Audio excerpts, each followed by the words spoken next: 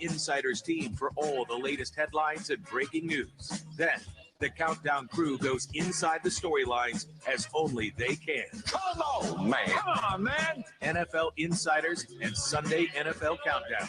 Meet the new NFL Sunday morning. Sunday, starting at 10 a.m. Eastern on ESPN. The Right Time with Bomani Jones.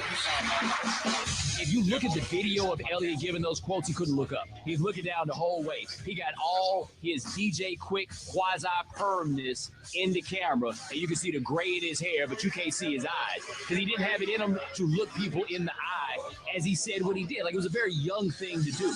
The Right Time with Bomani Jones. Weekdays from 4 to 7 Eastern on ESPN Radio. If you're ready for freaky, Get out of here, Smokey. if you're ready for fall off the bone, fantastic. So I'm going to dig in today. If you're ready to get fired up for SEC football, then you're ready for SEC Nation. Traveling across the Southeast all season, we break down everything from the gridiron to the grill. It's been a long time since last Saturday. SEC Nation, it's finally Saturday. Live from the SEC Championship, Saturday at 1 p.m. Eastern on the SEC ESPN Network, presented by Dr. Pepper. Get it now. On demand. ESPNU College Basketball Podcast. So Bo in the spring announced that he was going to retire at the end of this season, and now he's kind of pulling back. How hard is it to make that kind of decision? Well, I think it's hard. I think it's difficult. You never want to give up what you're doing. And, my decision was a little easier because it's so fun. And I'm going to be here for 3. So Download this and every podcast right now on iTunes or at Pod Center at ESPNradio.com. Streaming your hometown sports live 24/7. Check us out at SemoESPN.com or live on ESPN 1220 KGIR. Toronto. ESPN Radio Sports Center. I'm Christine Lisi. Right now, the Steelers say quarterback Ben Roethlisberger suffered what is now being described as a concussion in Sunday's game, and he remains in the NFL concussion protocol. Even as he makes progress, the team won't let Roethlisberger play until he's cleared by doctors. Roethlisberger told 93.7 The Fan he believes he's concussion-free and expects to play this Sunday against the Colts. Meanwhile, ESPN's Dan Graziano reports the NFL and Players Union are investigating why the independent spotter and officials did not stop play and or use a medical timeout after the hit from Seattle's Michael Bennett, which caused Roethlisberger's concussion. During a radio interview this morning in Orlando, Florida State football coach Jimbo Fisher reiterated he's staying with the Seminoles after his name came up yet again in connection with Georgia's search for a new coach. According to Florida coach Jim McElwain, Gators senior players will decide if leading receiver Demarcus Robinson will be allowed to return for Saturday's SEC championship game. Robinson was held out of the FSU game for breaking an unspecified team rule. Central Florida's hired Oregon offensive coordinator Scott Frost as its new head coach.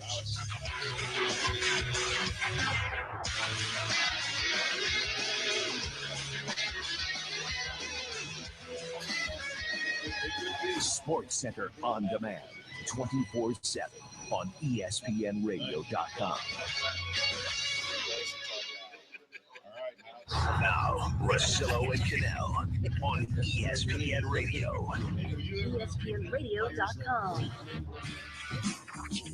It's not working. He's got there's some sort of a block with this thing. It won't let me get to VPN.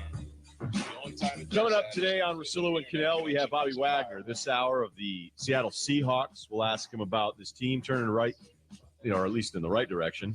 And also Booker McFarland next hour. We're actually going to ask Bobby Wagner about Russell Wilson's interviews. I'm just going to go ahead and do it. Like, hey, how come his interviews are boring? Top 5, bottom 3, David Shaw, Stanford, Trent Dilfer, little Monday night stuff, but we won't get too much into that. As we just said, we weren't super locked into that game. But the Roethlisberger story in the aftermath of that Seahawks win has kind of become something here. And I know it's your favorite topic, concussions in the NFL. Well, it was weird when I was watching the game. It was one of the best games of the weekend. Like that and the Sunday night game. Yeah, the Seattle-Pittsburgh game was incredible. And I saw Ben getting up. He was getting hurt. He was getting hit a lot, right? He was getting bounced around the pocket a bit. He kind of, at one point, he came up. He was limping and thought, maybe his ankle goes again. And then I was around dinner time, so I was kind of watching it. Kids are running around. I look over, and all of a sudden I see Landry Jones, and I'm like, what is going on? They went down 9. I'm thinking, well, what happened? And they said, oh, Ben Roethlisberger's out of the game due to a concussion protocol. And I'm like, well, what? You just finished the last drive. Like, what happened? Where did anything go wrong? And then after the game is where it kind of got interesting, I guess you could say, because afterwards the reports were that Ben Roethlisberger took himself out of the game. Had self-diagnosed a concussion. Right. Okay, that's what I remember reading yesterday. Right. It was a high-low hit by Bennett and Bruce Irvin. He stays in after being on the ground for a while, gets healthed up, stays in for the next 9 plays. Then said, quote, he's having some vision problems. And basically they said to him, okay, are you all right? And 2 different times he said, give me a minute, get a minute. And the third time he'd said some vision things, and then the staff said, you're done. Right, you're done. You're not coming back again. Now, they later diagnosed it as an ocular thing, even though he said he didn't have any headaches, that it was some migraine, all right, appreciate that. Deal. And I think the thing that we're looking at now, though, is that this is becoming a thing. Like, this is becoming a thing where it's like, hey, here's Roethlisberger. He's doing something guys wouldn't do. He said, quote, I don't have any symptoms, no headaches, no nausea, no lack of appetite or sleep or anything like that. That's on the radio spot, 93.7. Start playing spots on cable. And then join the KLSC. It's Ford SUV season. Get ready to go wherever life takes you, because now Ford is making it even easier for you to be unstoppable with great offers on America's best-selling lineup of utility vehicles. Choose from Ford Escape, Edge, Explorer, and Expedition, all with the power of available EcoBoost technology. This is SUV season, going on now at your local Ford dealer. The other wasn't authorizable. For some reason, my computer's not jiving. Now, I'm on the internet. This is a proud presentation of Mississippi River Radio Sports, the sports authority. It's time now for the Redhawks Coaches Show on the SEMO ESPN Radio Sports Network. The Southeast Coaches Show airs every Tuesday at noon on ESPN 92.9 FM and 1220 AM from Wings Etc. in Cape and Jackson. This is your chance to delve deep into the Redhawks basketball season with head coach Rick Gregg. So what do you say? Come on, let's go. Let's go. Let's go live to Wings Etc. on SEMO ESPN. Everything's good. Nobody pulled a hammy. Everything's status quo. For the Saturday Morning Express. Catch it every Saturday morning from 9 till 10 a.m. on SEMO ESPN.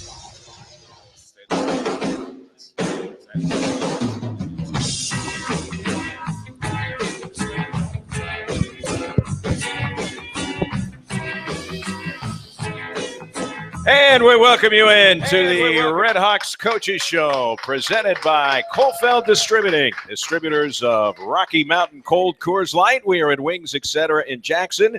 And, of course, for our first show, we, of course, have to have a technical glitch, so we're sorry about getting on the air just a couple of minutes late.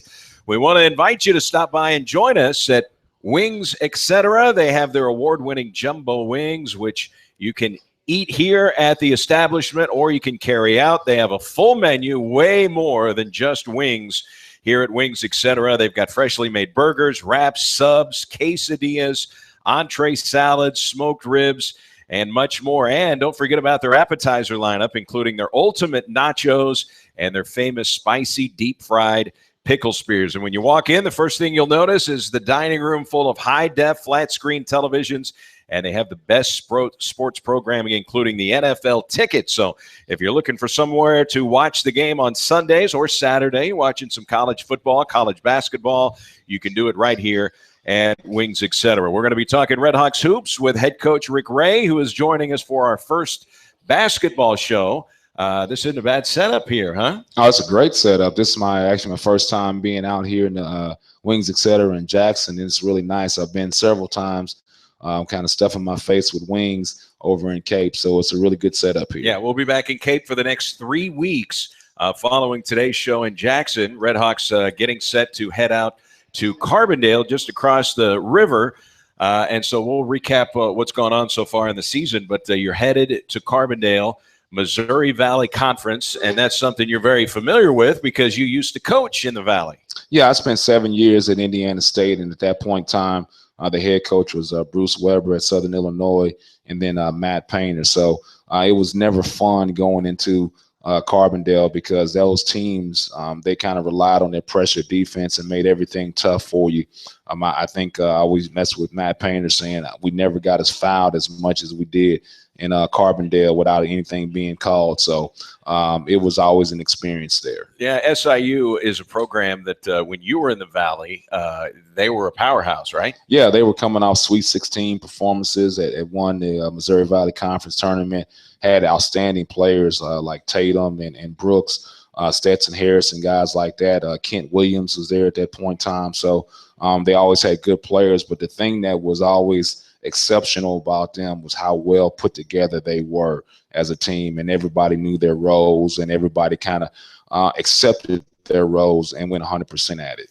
You know, back when Bruce Weber was there, and then following with Matt Painter, and then obviously Chris Lowry, one of the staples of those Saluki teams, defense. They were gonna pick you up full court when you got off the bus over in Carbondale. And not quite the same philosophy. They appear to be more of an offensive team now. Yeah, I think, first of all, when you got a player like Anthony Bean, you better be an offensive player.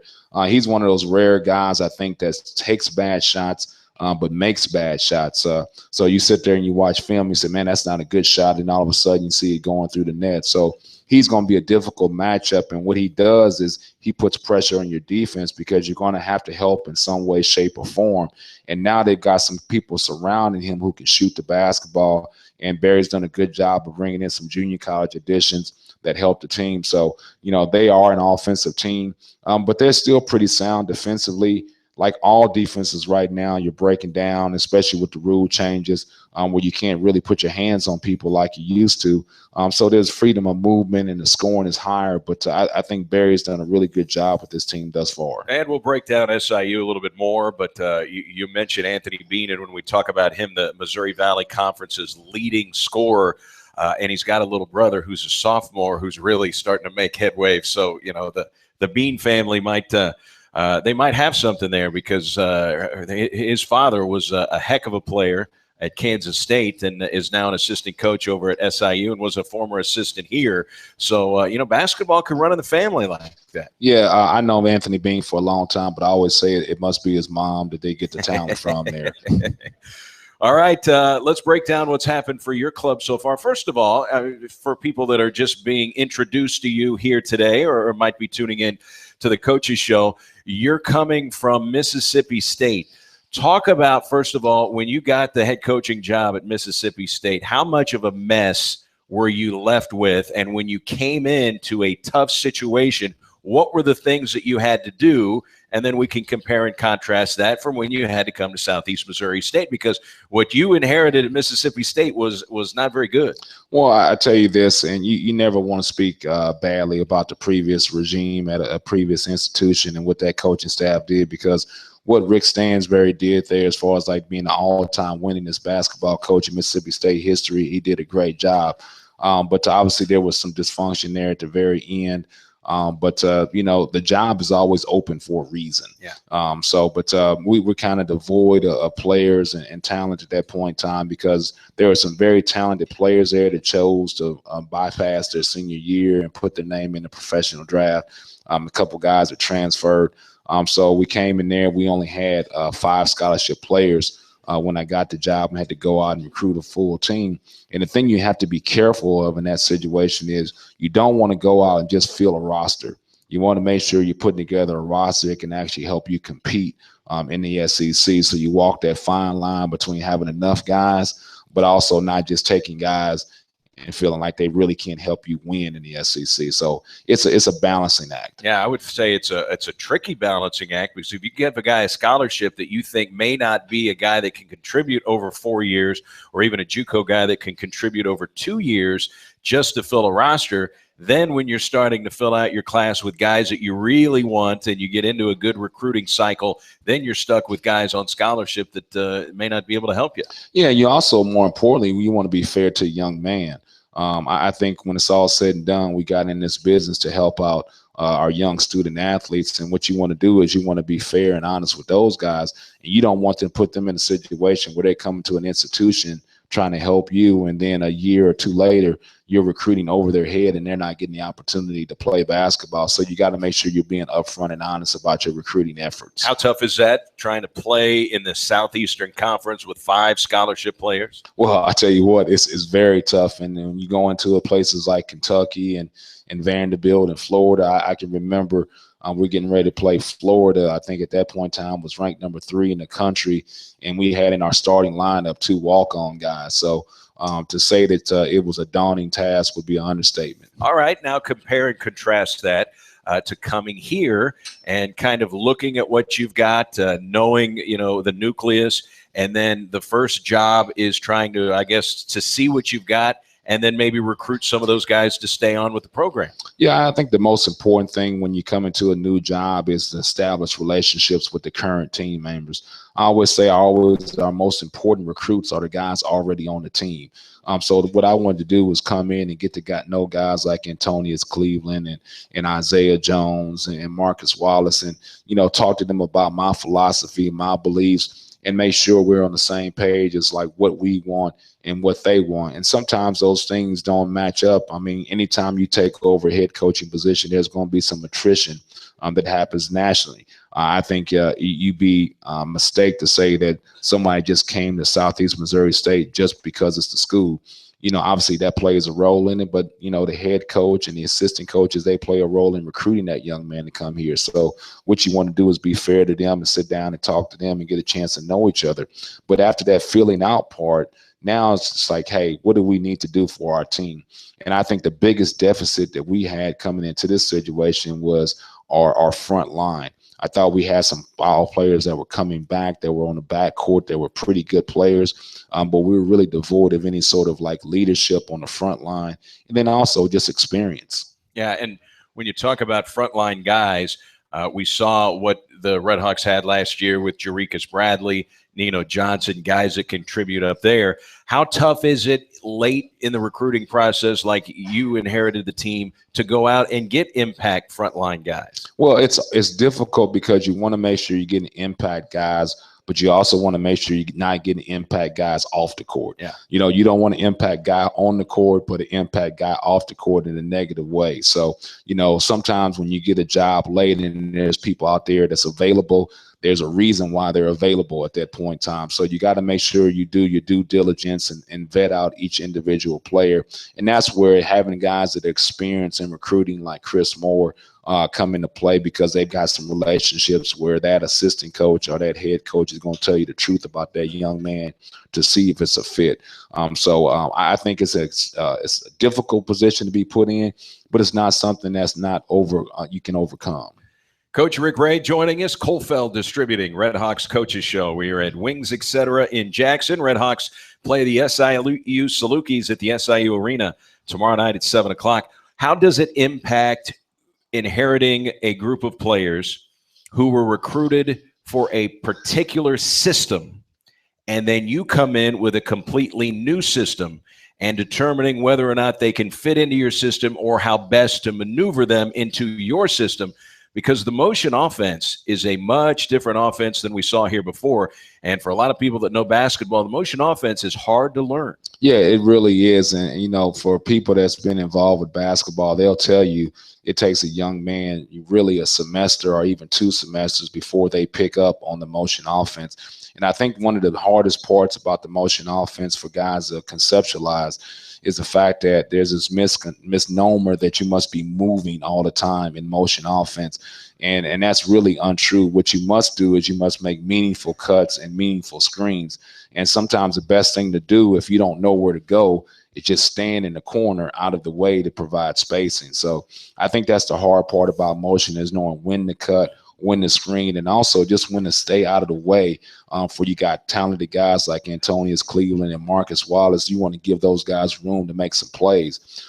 So it'll be a while before, I'm sure right now it looks like motion sickness to everybody. But, for me, I want to make sure that we stick with it And because I think if once you pick up on it, it's the hardest offense to scout because there's no pattern to it.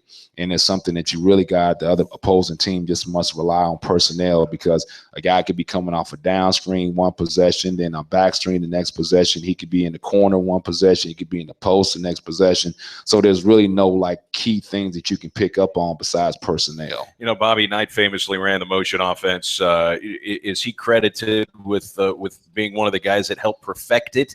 Have you seen much of Bobby Knight's motion offense? I'm sure you have. Well, the guy I worked for at Indiana State was actually on Bobby Knight's staff. And so he was at his last year was that year that Keith Smart hit that shot in the Superdome to win the national championship. 76. Yeah, so he went on from there to actually go on and be an assistant coach. And then he was a head coach at DePaul University with the W. And then he was actually at Indiana State. So I learned the motion offense from him. And then I also was underneath Matt Painter, who ran the motion offense. And then I was at Brad Brownell at Clemson. He ran the motion offense. So I've always been involved with guys who run it. Now, everybody's motion offense is different. Royce Waltman's motion offense was different than Jim Cruz's motion offense. And now, so you got to make sure what you're trying to do. Jim Cruz always tried to get shots off his motion offense, whereas Royce Waltman was just trying to get spacing for guys to drive the ball in his motion offense. So it's all different, but you got some of the same concepts. What's your philosophy with the motion offense? Well, my big thing is I want to give guys room and space to make individual plays. And then once you have that ability to make those individual plays, then it boils down to what type of person are you. Hopefully you're an unselfish guy that when people start to help because of your ability to break down the defense, because of the space that we're providing, now you make the right decision with the basketball once people come and help. All right, Loyola Marymount, your season opener on Saturday. The Lions won the game 73-60. What were the things that you took out of that matchup with a good Loyola Marymount team that really shoots the ball well? Well, I think the one thing that I came up with after the game is you sit there and you see them make some threes, and you kind of consume yourself with the threes that they made. But then when you go back and you look at the stats and see what you did on the defensive end, it was by far our best defensive performance. We held them to 35% from the field. They only shot, I believe, 32% from the three-point line. They are a team that had been shooting 35% from the three-point line. So, like, defensively, I thought we did a pretty good job. We had some breakdowns. And I showed our guys on film the breakdown that we had was not because of Loyola Marymount. Our breaks down because like we didn't do some of the things that we needed to do discipline-wise in our concepts. So those are things that are fixable. What you concern yourself with is when you do everything right and the other team scores. So I think that we had some breakdowns that provided offense for the other team. I think the thing that we need to focus in on our defensive end is just being sound and disciplined. I think sometimes our guys, we have some athletes on our team, and they want to get their hands on the ball and knock some balls loose and go score on the other end, when the best thing they can do at times is just stay down, be solid, be compact. So getting our guys to understand that is a key. But on the offensive end is where we've got to make strides. We have far too many turnovers. We're providing offense for the other team with our turnover margin. And I think more importantly is when we have a fast break situation or advantage basketball, we're not getting anything out of that. We'll have a 4-on-3 or a 5-on-4 or some sort of advantage basketball. We've got to make sure we score, get fouled. And oftentimes in those situations, we're turning the ball over and we're in advantage basketball. And that's what's really got to change. Does playing a Loyola Marymount team that shoots the three well prepare you for SIU, who's making 7 3-point baskets per game? Well, I think so.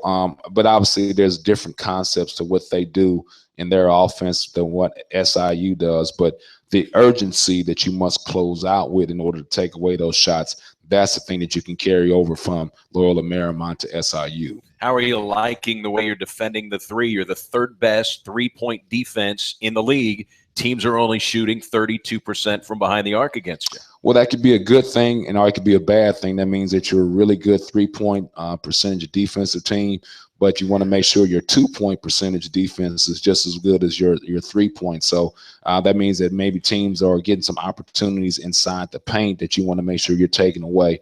But I think we do a pretty good job of taking away 3-point shots. But we got to make sure that in our efforts to take away those 3-point shots that we're not giving up easily uncontested 2-point shots. You know, you look at the three-point advantage they had. They outscored you 30-12 in three-point baskets. That's okay if you're shooting a high percentage from two-point range.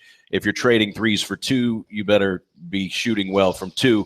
Just really wasn't falling on a consistent basis on Saturday. Well, I think it's twofold for us. First of all, if you just look at the stats, we're not a good three-point shooting team. And so if you're not a good three-point shooting team, you shouldn't be taking a lot of threes. Yeah. And I thought for us right now, until we start to get some confidence from the three-point line, us taking 19 three-point shots is too many. It needs to be somewhere between 12 and 15 would be a good number for us. But the second part of that is, you know, I think we're constantly getting offensive rebounds, but we don't score on those offensive rebounds. So we've got to do a much better job of finishing at the rim. I think we get a lot of opportunities if you go back and look at tape, and we're not finishing those opportunities. So to me, that's really important. When we get that opportunity at the rim, we've got to take advantage of it and finish at the rim. And statistically, to back up what you're saying, you got 14 offensive rebounds against Loyola Marymount, only 6 second chance points. So offensive rebounding good. Joel Angus, the third best offensive rebounder in the league, but the second chance opportunities weren't there for. You're getting 1 point for every offensive rebound that you get. If you look at the analytics of that, that means that you're doing a good job of finishing when you get those opportunities. So that means you're either getting to the free throw line or you're finishing at the rim. You're not going to get every opportunity. Nobody shoots 100% on finishes at the rim. But for us to have 14 offensive rebounds and walk away with just 6 points in the paint, that tells you that we need to do a better job of finishing those opportunities we get from our offensive rebounding. Red Hawk fans been excited about Antonius Cleveland since he stepped on campus as a freshman. I'm not sure how much he weighed as a freshman, but I know he put on 13 pounds from last year to this year, so he is getting bigger and stronger. The athleticism is eye-popping at times, but he has never been the focal point of the defense. That has been Tyler Stone, Jerikas Bradley, Nino Johnson. Those have been the guys who the defense is game planning for more so than Antonius. Now he's the guy. He's all conference. So now it's a different role for him, being the guy who the defenses are really keying on. It looks like incrementally he's starting to get better. 17 points on Saturday. Yeah, and there's 2 things that you got to point out about what you said. First of all, I believe he was 155 pounds when he set foot on campus, and that's really amazing that he even got a scholarship being 155 pounds. But he's done a good job. And, you know, when a young man is gaining weight, it's not just about the weight room. It's about his off-the-court habits. So he's got to make sure he's eating. And I think Antonius has done a good job of, like, taking seriously his eating habits in order to put on some weight. The second thing is about his all-conference status. That is like a prediction at this point in time. So now he must live up to that prediction of being an all-conference guy. And I think it's a huge step from being the guy who's the 3rd guy on the scouting report or the 4th guy on the scouting report to being the number 1 guy on the scouting report. And so that's going to be the biggest transition for Antonius right now, is having that target on his back for being the number 1 guy on the scouting report. So some guys like relish that role and they excel in that role, but some guys are meant to be role players too. So it'll remain to be seen, like, what type of player Antonius is with this target on his back. Well, one thing we do know, it's 6'6", playing the guard position. I don't know if they're going to put Tyler Smith-Peters on him tomorrow or not. He's got to be a matchup problem for opposing defenses. Yeah, you know, but he's only going to be a matchup problem if we put him in those situations where he can actually take advantage of the matchup. And so for that to happen is, first of all, we've got to get him cutting to the rim and getting some opportunities at the rim, whether it be posting up or coming off a cut, where he can take advantage of that length and size that he has, where he's going to have that advantage. But the other part of it is, too, when he does get the ball down there kind of off the block, and I don't know how many people watch NBA basketball, but Carmelo Anthony scores a lot of his points just posted right off the block. He's not on the block, but he's probably at about 10 feet, and he turns and faces because he can make that shot. He has a length advantage, and he can drive around people. What a whole key to that, though, is, like, when he gets in that spot, we've got to have guys that the other team respects so they don't go help on Antonius. And so now he can have some room to make individual plays. And so we've got to get some guys that have a threat of being able to knock down a shot. If not, what they're going to continue to do is just help. And we're seeing Trey Kellum. He starting to knock the rust off. Let's remember he transferred, sat out last year after playing at Florida A&M. The game down in Texas, 21 points, 9 rebounds, and I think it was right around 23 minutes played. So that was a real step forward for Trey Kellum. Yeah, he had a great game down there. I thought his first game that he came back, he was really pressing. He fouled. He only played 13 minutes because of the foul trouble. I think he had 13 minutes and he had 5 turnovers in those 13 minutes. So he was really pressing. And I thought in his second game down in Texas, he really calmed down and let things come to him. Now he only played 23 minutes again just because of the foul trouble. But what we've got to do is we've got to continue to implement him in our offense and finding ways where he can use his ability, because he's not your prototypical back to the basket post player.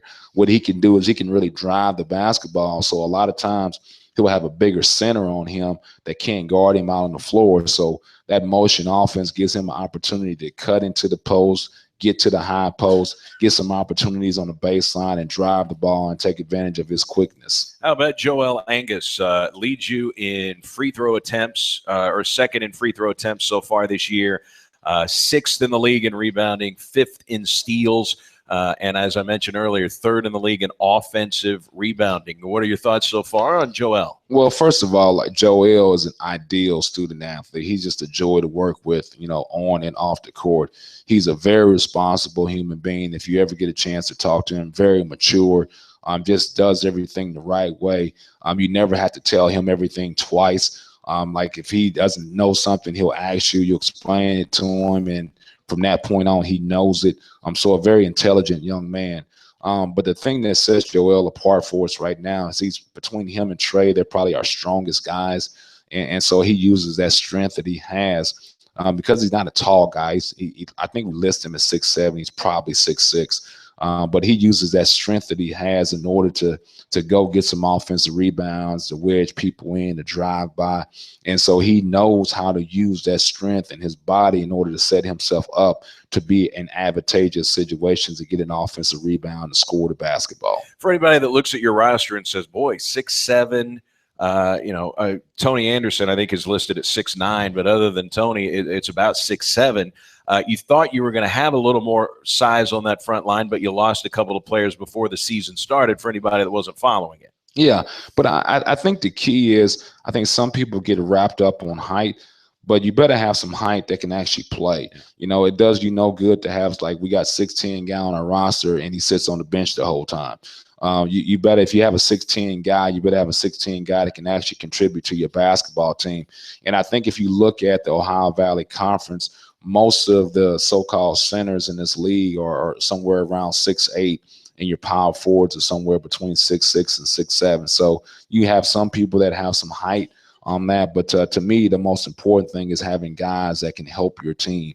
And so if I got to choose between somebody who's 6'6", who I think is going to be a productive player for us, and somebody that's 6'10", that's he won't be able to guard a ball screen, he won't be able to move here, we won't be able to switch this, I'm gonna choose a 6'6" guy all day long. Yeah, I think SIU is a perfect example. They've got Deng Leak, 7 feet, 225, imposing looking athlete. He doesn't get off the bench. Yeah, it looks real good in the airport and in the layup lines, but you got to be able to put those guys on the court and get some things done. And I remember there were a few years ago when Dave Luce at Austin Peay won the OVC, and I think his front line was 6'5", 6'6". I mean, it can be done at this level. Yeah, well, I remember at Purdue, our starting center there was Carl Landry, who was just who went to the NBA. Yeah, and he was a really good basketball player. So it's do we want to start a guy who's 6'10" and he's not going to be productive, or do you go with Carl Landry at the center spot at 6'8"? And I think we were right, because he's still playing in the NBA at this point in time. Yeah, I remember Simo came into Purdue and played the Boilermakers when Carl Landry was there. He was a heck of a player. Yeah, I mean, our guys on that Purdue team thought they were really good post feeders, and they were terrible post feeders. But you had a guy like Carl Landry who had meat hooks for hands, and he just caught everything. How important is that, to having guys that can get your guys the ball down on the block? You can have a good finisher. If he's not getting the touches that he needs, it's a problem. Yeah, I think beyond shooting, post feeding is a lost art in college basketball. First of all, most guys can't score with their back to the basket. And so what you do is you work on your post feeding, and everybody just throws lobs, to the guy in the post feed, and they have to step off the block. So they may have some posting opportunities at 5 feet, but by the time you lob it in there to them, they're at 10 feet. And so now that posting opportunity has been taken away with a poor post feed. And then you talk to your guys about it, and they say, well, I watch the NBA, and that's what they do. They just lob it to Tim Duncan and Kevin Garnett and Carmelo Anthony. And I said, well, when we get Kevin Garnett and Tim Duncan, and you can feel free to lob the ball to those guys. The Redhawks taking on the Salukis tomorrow night. We're going to take a timeout, but when we come back, we'll talk with Coach Ray about the rule changes in college basketball. How does he see the impact 5 games into the season and from watching around the country? We're at Wings, Etc. in Jackson. It's the Kohlfeld Distributing Redhawks Coaches Show with Coach Ray on SEMO ESPN. Has been growing about Wings Etc. See, Wings Etc. has those award-winning jumbo wings. They're popular for both dine-in and carry-out. Now the word is getting out about Wings Etc.'s appetizer lineup. From the ultimate nachos to the deep-fried pickle spears, frankly, they're irresistible. Friends are sharing time together at Wings Etc. They've got dining rooms filled with HD TVs tuned to the best sports programming, including NFL Sunday Ticket. The people at the next table are talking about Wings Etc.'s daily half-pound lunch special, starting at just $6.49. Plus, Wings Etc. has food and drink specials throughout the week, including 59-cent wings every Monday. Plus, there's the kids menu, and Wings Etc. is family-friendly with video games in the dining room. And the whole community is excited about how Wings Etc. is locally owned and operated, and they're proud to support local athletes, their families, schools, and teams. I guess Wings Etc. is a really big deal around here. We're grilling for everyone on game day, and people are hungry. More than that, they're hangry, and it's 95 degrees out, and they're thirsty. That's right, people are thrangry. They need to chill, and that gives you an idea. You remember Coors Light is filtered and bottled cold, so you pass some cold ones out. Suddenly, it's like they're snowboarding the majestic Rocky Mountains, speeding away from the peaks of Thrangry and down the slopes of yes. So they make with the cheering and let you get with the grilling. Well done. Now it's time for your Coors Light. Coors Brewing Company, Golden, Colorado. Great beer, great responsibility. Big news! The new Sprint LTE Plus network is faster than Verizon and AT&T based on analysis of a recent study by Nielsen. And to celebrate, we're inviting you to join Sprint for the biggest offer in U.S. wireless history. Switch to Sprint and save 50% on most Verizon, AT&T, or T-Mobile rates. Yep, you heard that right. No gimmicks, no tricks. You have Verizon 6 gig for $60, 30 with Sprint. And if you have 15 gigs for $100 from AT&T, 50 with Sprint. Even if you have T-Mobile's 10 gig for $80, we'll give it to you for $40. And we won't force you to watch video in low def. Oh, and one more thing. We'll even pay your switching fees up to $650 per line, so you can switch to the Sprint LTE Plus network today. Visit a Sprint store at sprint.com/save 50%. Offer coverage not available everywhere for discounted phones. Excludes taxes, surcharges, roaming, and premium content. Subject to new line $36 activation fee. Credit valid 4 days. Plans may not be exact match. See website for eligible plans. Offer line 1-716-721-818. Exclusions and restrictions apply. Contract validity. Reward card requires online registration. And now, your ESPN Radio Network local weather forecast. The National Weather Service calling for partly cloudy down to freezing 32 degrees tonight. We'll hit 46 tomorrow under sunshine, 49 sunny on Thursday, up to 52, 53, plenty of sunshine for Friday and Saturday. Sunday, 55 degrees, then a slight chance of rain Sunday night, better chance of rain Monday, and a high of 51.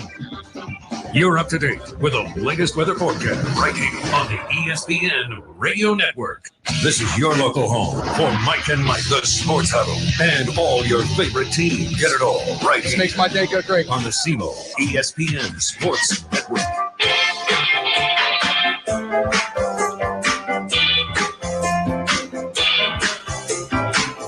Welcome back. It is the Redhawks Coaches Show, brought to you by Kohlfeld Distributing, distributors of Rocky Mountain Cold, Coors Light, Wings, etc. We're in the Jackson location today. The next 3 weeks, we'll be back over in Cape Girardeau. And if you've still got time in your lunch hour, they have some terrific lunch specials here at Wings, etc. Their daily half-pound lunch specials start at just $6.49. They have food and drink specials throughout the week, including on Mondays, 59-cent wings. And they've got a terrific kids menu. Our kids love eating at Wings. They've got family-friendly video games in the dining room, and they are open 7 days a week. And late on the weekends, because the games run late, it is Wings, Etc., the home of the Colfeld Distributing Redhawks Coaches Show with Coach Rick Ray. Redhawks and Salukis will renew their rivalry coming up tomorrow night. Southeast has dropped the last 7 meetings in Carbondale with the Salukis, but they beat SIU in Cape Girardeau last year on that Jerikas Bradley buzzer beater, and so they're looking for back-to-back wins over SIU, who is off to its best start in 9 years. They are 6-1. Coach Ray is here, and you know, there was a lot made out of rule changes in college basketball. Now, the marquee rule change that everyone focused in on immediately was the shot clock, dropping from 35 to 30. There are other rule changes, including contact, the arc under the basket. They've moved that out just a little bit to, you know, if you're inside the arc, you can't draw a charge any longer. What are the things that you have seen so far, not only watching college basketball around the country, talking with some of your friends who are coaches in the sport, and then the 5 games that you've personally been involved with? Well, I think if you look at the landscape of college basketball, and from talking to some of my colleagues, the biggest rule change that doesn't get mentioned very much was them taking away the 5-second count of being closely guarded while the ball is being dribbled. Now, you can still get that 5-second count if you're not handling the basketball. But like it used to be that you could get into people and pressure them. And now, like, there's almost really sometimes no advantage of getting into people and pressuring them that far out on the court, because there's no longer the 5-second count as a penalty, and you don't feel like that offensive guy is in a rush to get rid of the basketball. So I think that's something that's been an impact for teams that really pressure the basketball. One of my good friends is the head coach at UMKC, Kareem Richardson, who worked for Louisville, and they pressure the ball. And so now he's really rethinking some of the things he does philosophy-wise, because all he's getting out of pressure in the basketball sometimes is drawing fouls, 30 feet away from the basket. So I think that's been a huge impact that nobody really talks about. You and I were talking about potentially the uptick of bad shots at the end of possessions, at the end of shot clocks because of the 5 seconds. Are you seeing that?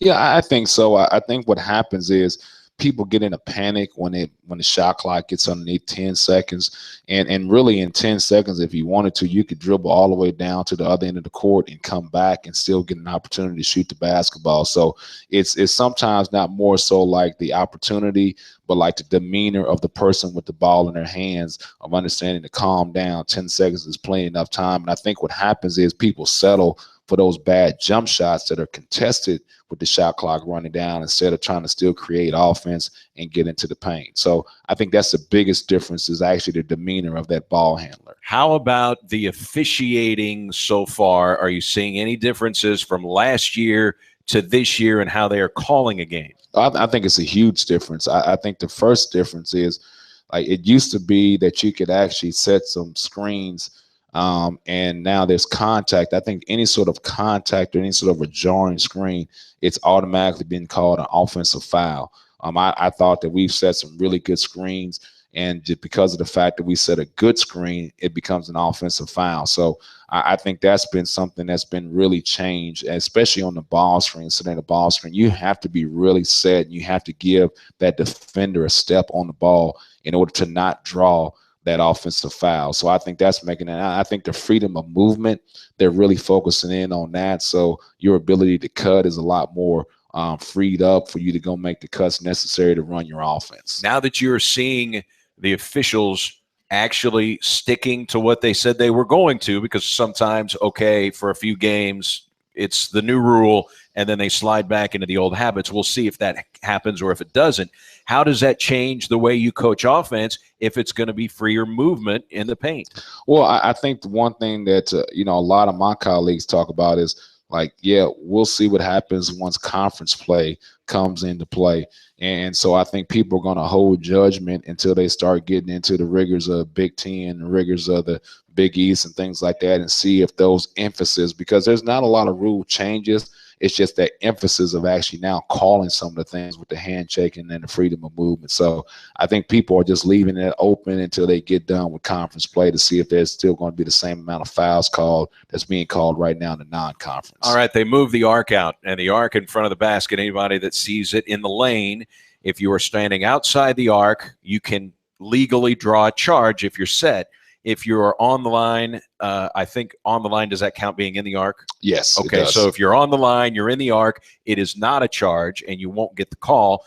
Have you seen that be a factor at all? Yeah, it really has, because I think a lot of times, you think your guy's taking the charge, and you go back and you look, and the guy is actually inside the arc. So, what it does is put your defense in. Are you going to try to take a charge, or are you going to try to go block the shot? And so obviously if you're a guard, more than likely you're not trying to go block the shot. So you better get them stopped outside of that charge circle. So I think that's really affected guys having the freedom to go in and try to make plays at the rim that they probably wouldn't have been able to make last season. First of all, do you like the rule changes? And secondly, it sounds like you're reserving judgment totally until you see conference play and you see consistency with what's being called now. You know what? I think the rule changes are for to free up offensive basketball players. So it's really boiled down to, I think right now, if you got more talented basketball players, then you got a better chance of being successful. It used to be back in the day, if you didn't have as many talented basketball players, you could kind of be a physical, ball club. And so if you're talking about Southern Illinois going into the NCAA tournament back in the day when they had Chris Lowry, and those guys would just beat you up, even though you may have more talent, but they made the game murky by being so physical. So I think you're going to see the teams that truly are more talented, if they continue to call it this way, are going to have an advantage. So you better go out and get you some guys that can score the basketball. I went to SIU, and when I was there, Rich Herron was there going to the NCAA tournament. Marcus Timmons, Ashraf Amaya, Paul Lusk, Chris Lowry was a player when I was there. I mean, they had some really good teams. Chris Carr, guys that went to the NBA. I mean, that has really been a great basketball school over the last several years. And Barry Hinson, now in his fourth season, has him out to a 6-1 record. They have not had a winning season in almost a decade. So it's been a while there, and they've really pumped a lot of money into their facilities. You'll see that when we go there tomorrow. But that's a tradition-rich program that you're playing, and it looks like Barry Hinson, who had a great track record at Southwest Missouri State, has got them headed in the right direction. Yeah, obviously Barry Hinson was in the league when I was at Indiana State, and back then it was called Southwest Missouri State. Now it's Missouri State. But he always had solid ball clubs. They really were set up the right way, and they executed. So, Coach Henson's a good coach. He actually had a stint over with Bill Self at Kansas when he was done with Southwest Missouri State, now to come back to Southern Illinois and be in the Missouri Valley Conference. So he knows the lay of the land. He knows the type of recruits that he wants to bring into his system. And it seems like he's got the right people in his system now, and so they're having that success. Now, I don't know, and it's early, small sample size, but they were averaging around 60 points scored per game last year. Now they're up to 80 points scored. They're the highest scoring team in the Valley. Again, through 7 games, and you have to take into account who you're playing, and you haven't got into conference play yet. But it looks like certainly personnel can offer, some help, but it looks like the rule changes have benefited Southern Illinois. Yeah, I think it's twofold, like you talked about. I think, first of all, it's the rule changes that have helped them out a little bit, but I think it's more got to do with the personnel that he's brought into a system. And I don't care, what type of competition you're playing. When you're averaging 80 points a game, that's a lot. And shooting the three-point basket has been something that they've done well. They're 4th in the league in three-point field goal percentage and in made three-pointers. They are also 4th in the league, so they're averaging about 7 made threes per game. How big of a factor is that for their offense? Well, I think it's huge because it allows those guys to not focus in totally on Bean. I think, if those guys didn't have the ability to knock down those three-point shots, people would be more apt to go over and help on Anthony Bean. But the fact that they got some guys that can spread you out and make those three-pointers, now you have to kind of pick your poison. Do you let Anthony Bean kind of go one-on-one a little bit, which he's very good at, or do you try to go over and help?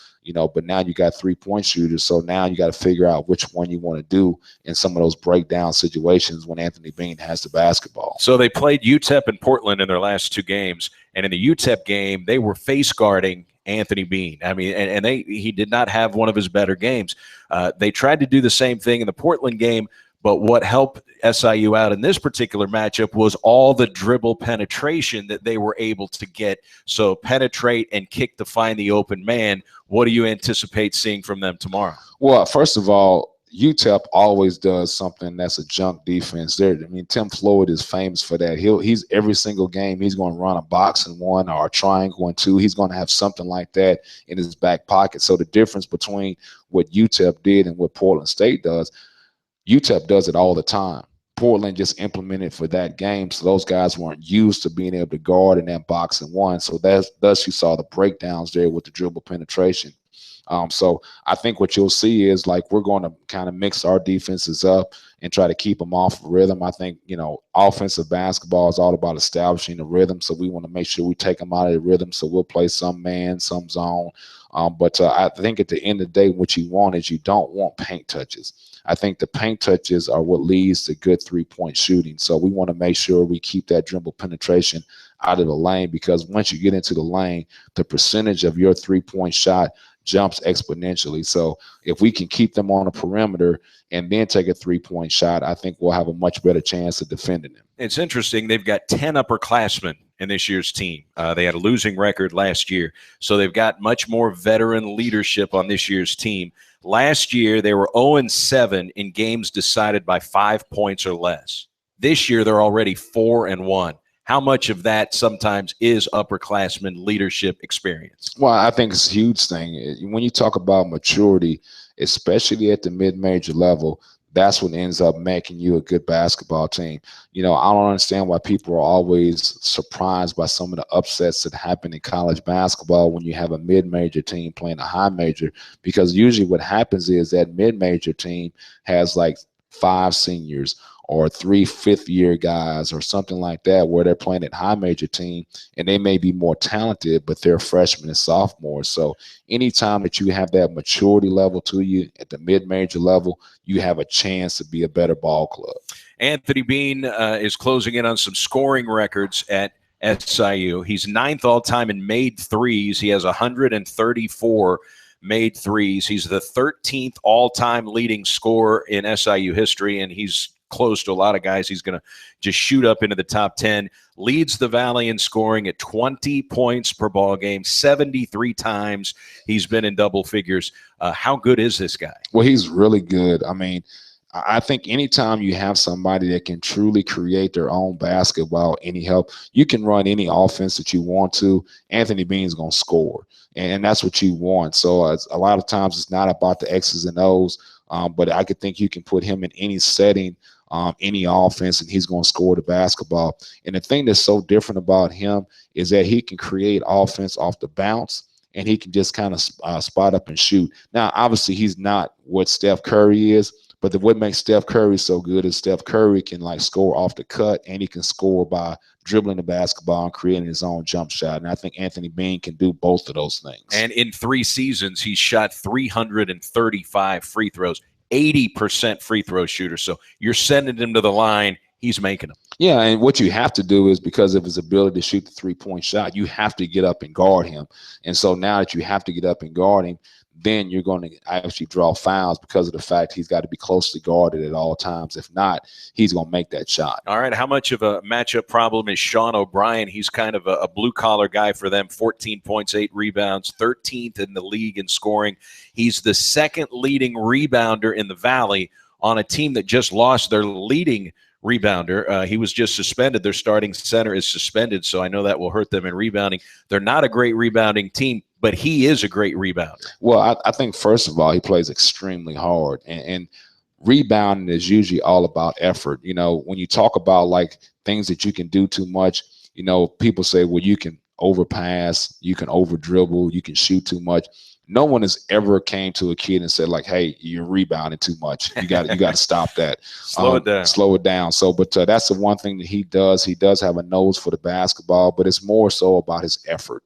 And when you talk about rebounding the basketball, that was something you got out of the gate slowly with, and then suddenly now you've out-rebounded your last 3 opponents rebounding the basketball. Are you seeing a progression there? Yeah, and one of the things that happens is we put an emphasis on it, and sometimes when you have a outcome where you struggle with something, then you start putting more emphasis on it. Now, some of that has to do with the personnel that we were playing. Dayton is a really good rebounding basketball team, and so is Evansville because they have some size there. But what we started to do is we started to emphasize the rebounding a lot more in our practices. But, it's like anything else. Once you start to emphasize one thing, you got to de-emphasize something else. So now we'll slip in another department because you only got so much time that you can actually practice. So, I think we've done a better job of rebounding basketball, but part of it has to do with the fact that we had Trey Kellum, who was out, who was a good rebounder for us, and Ladarius Coleman, who was out, who's a good rebounder for us. And Ladarius just had 10 rebounds on Saturday. Right, so the personnel made a difference as well, too.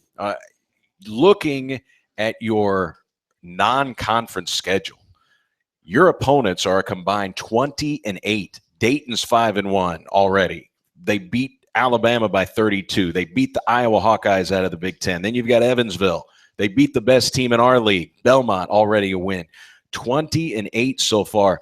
You played a tough schedule. Yeah, I think everybody saw that when the schedule came out that, first of all, we're not only playing good teams, but we're playing those good teams on the road.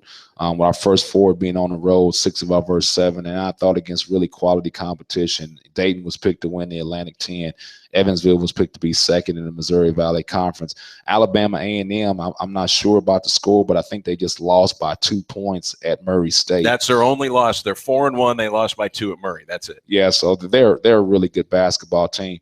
I thought Texas, Rio Grande Valley had like 3 guys that were fifth-year guys in their program. They started 4 seniors and 1 sophomore. So are you going to face a guy who is bigger and more athletic than the center for Rio Grande Valley, 6'10", runs the floor like he does? I don't know you'll see anybody like that in the OVC. He was a phenomenal basketball player. He did such a good job. And the thing about that was that he could actually score the basketball. Usually when you have guys at that height, at that level, they can't score. I mean, they're a physical presence. They'll rebound. They'll defend. They'll be a body. But at the end of the day, they're really not a scorer. He was a scorer. Yeah, really good player. And then Loyola Marymount, they've got a 3-game winning streak. We'll see, but we know they have a terrific head coach. It'll be interesting to kind of follow them as the season goes along. But their head coach was the head coach of the Charlotte Bobcats in the NBA 3 years ago. Yeah, I think it says something about your coaching ability when the greatest player of all times decides to hire you as the NBA head coach, and Michael Jordan decided to hire him. So no, he's a very well-renowned coach. He's a guy right now that a lot of people in not only the college profession but in the NBA still turn to get advice on offensive concepts and defensive concepts. Well, I don't know who put this schedule together, but you got SIU 6-1 tomorrow, their best start in 9 years. You go to the University of Memphis. Bowling Green is a really good team. We saw them last year. And then Ole Miss comes in here. So it's not like it gets any easier. No, just because, and I told our guys this heading into the Loyola Marymount game is, fellas, just because we're at home doesn't mean all of a sudden that's a magic elixir and we win. It's things that we have to do to get better as a ball club in order to earn that win. So don't just think because we're playing in the friendly confines of the Show Me Center that automatically we win the basketball game. So that obviously helps. But we got to make sure we continue to make strides as a basketball team and as individuals. All right, the point guard for SIU is a new guy. He came from junior college at Marshalltown Community College, and he was the 8th leading scorer in all of junior college basketball. Mike Rodriguez, they've already named him the MVC Newcomer of the Week. 4th in the league in assists, 2nd in assist-to-turnover ratio, never comes out of the game. He's 9th in their conference in minutes played. A point guard that distributes the ball well, and if you're the 8th leading scorer in the nation in junior college, he can fill it up too. Yeah, what I think it does, it frees up Anthony Bean from some of the pressure that he has as far as like being the only primary ball handler. So now you add somebody like Rodriguez into the fold who can not only handle the basketball and make sound decisions, but he can also score the basketball too. And so like, once again, that's one less person that now takes the focus off of Anthony Bean. So with his ability to see when Anthony Bean is open and break down the defense for his own scoring opportunities, it kind of puts you in a bind defensively. And if you're Mike Rodriguez trying to guard him, it's all about not trying to send him to the free throw line. This kid made 230 free throws last year, 2nd most in the country. I mean, a guy that absolutely makes his living getting to the free throw line. Yeah, and that's what he does. I mean, he's not only a guy that can make shots, but he gets into the paint. And that's what we were talking about earlier, their ability to get into the paint opens up some of their 3-point shooting opportunities. All right. The one thing we'll see if it's the rule change or if it's just personnel change. But already through 7 games, SIU has had 5 players foul out of a game. Last year, the whole season, they fouled out just 7 times. That's been a problem for them. Yeah, hopefully it continues to be a problem, and we like those fouls to be on Anthony Bean and Rodriguez and guys like that. But there's no question that the rule changes, have influenced that, and it's really part of the reason that I'm playing more zone now than I have, ever, because like in our first few games, I mean, all we did was foul. I mean, we had, I think against Dayton, we maybe had 6 guys with 2 fouls in the first half. 28 fouls called in the first half. Yeah. So, I mean, in Evansville was the same thing. So, I think, you can continue to kind of spit in the wind and say you're going to play aggressive man-to-man and always have all your guys in foul trouble, or you can decide to make some changes. So, that's one of the biggest reasons that we've done that. But what you're speaking of with Southern Illinois is that we've got to make sure we're aggressive as far as like attacking the paint, because they have been prone to foul trouble. And, some people might say, okay, a team that shoots the 3 well, you're going to zone them up. Maybe they want to see a zone if they're going to shoot the 3-point shot. You can defend the 3 out of a zone. That's a misnomer. Yeah, I think if you look at Syracuse and their 2-3 zone, they play 2-3 zone no matter who they're playing. And when they get done playing that team that's a so-called shooting team, their stats are way down. Now, obviously, the size that Syracuse can have with that 2-3 zone makes a difference. But, one of the things that I really looked at was they have a coach there at Eastern Michigan who left that was an assistant for Jim Boeheim at Syracuse for a long time. And everybody always talked about it's not the Syracuse zone, it's the personnel in the Syracuse zone.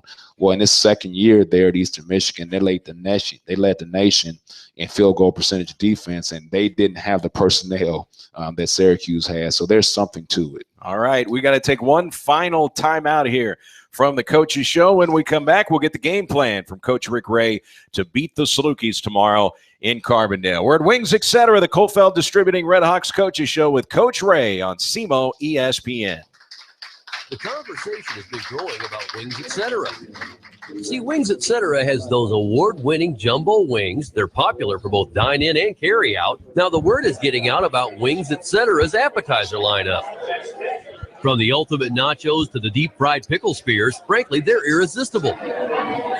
Friends are sharing time together at Wings Etc. They've got dining rooms filled with HD TVs tuned to the best sports programming, including NFL Sunday Ticket. The people at the next table are talking about Wings Etc.'s daily half-pound lunch special, starting at just $6.49. Plus, Wings Etc. has food and drink specials throughout the week, including 59-cent wings every Monday. Plus, there's the kids menu, and Wings Etc. is family-friendly with video games in the dining room. And the whole community is excited about how Wings Etc. is locally owned and operated, and they're proud to support local athletes, their families, schools, and teams. I guess Wings Etc. is a really big deal around here.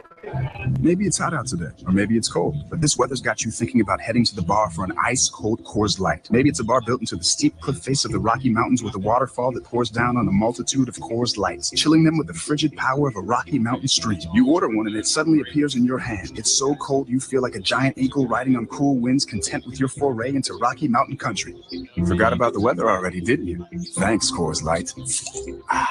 Coors Brewing Company, Golden, Colorado. Great beer, great responsibility.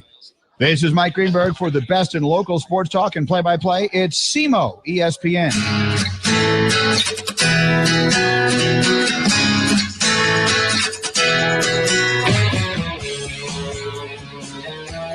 And we welcome you back. Final segment, the Coalfeld Distributing Redhawks Coaches Show with Coach Rick Ray. We're at the Jackson location of Wings Etc. Make a note, we'll be back in Cape for the next 3 weeks, so I hope you'll join us next Tuesday at noon.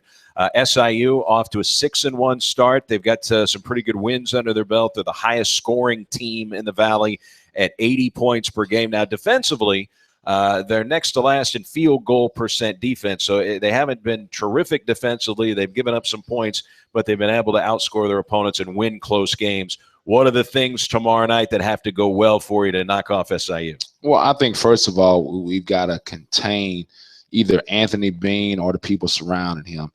So what you can't have is Anthony Bean getting 25 points and guys like Smith Peters getting 15 and Rodriguez getting 18. So it's got to be one or the other. So, you either got to contain Anthony Bean and making sure those other guys don't get off.